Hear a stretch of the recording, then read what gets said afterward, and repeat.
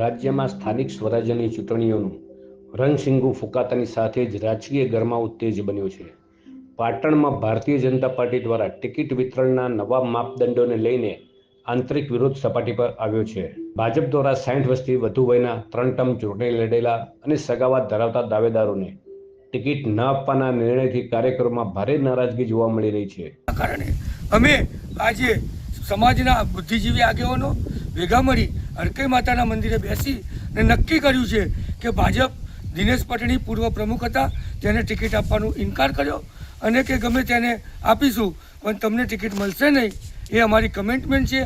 છેલ્લા ઘણા સમયથી ભાજપમાં સક્રિય રહી પક્ષને મજબૂત કરનારા દિનેશ સેંધાભાઈ પટણીની ટિકિટ પક્ષ દ્વારા કાપવામાં આવતા તેઓએ ભાજપ સાથેનો છેડો ફાડી દીધો છે. ભાજપની નીતિઓથી નારાજ થઈને તેઓએ પોતાના વિશાળ સમર્થકો સાથે કોંગ્રેસનો હાથ પકડવાનો નિર્ણય કર્યો છે.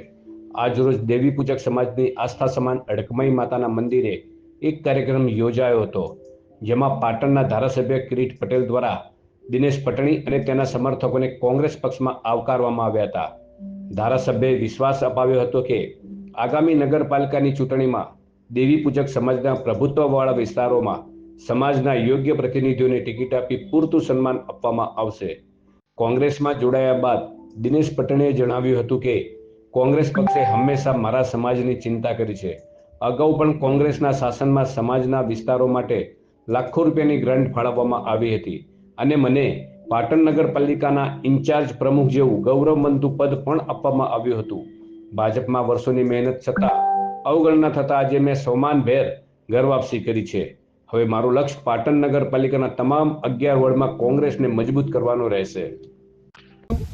કે પટણી સમાજ પહેલાંય અમારી સાથે હતી, અત્યારે પણ અમારી સાથે છે, પણ આગળ અમને પ્રમુખ ઉપપ્રમુખ અને લાખો રૂપિયાની ગ્રાન્ટો પણ આપી હતી. અમે આજે ઘરે પાછા વળ્યા છીએ અને અમને પટણી સમાજને કમેન્ટ આપ્યું છે કે પટણી સમાજને અમે એક ટિકિટ અવશ્ય આપીશું.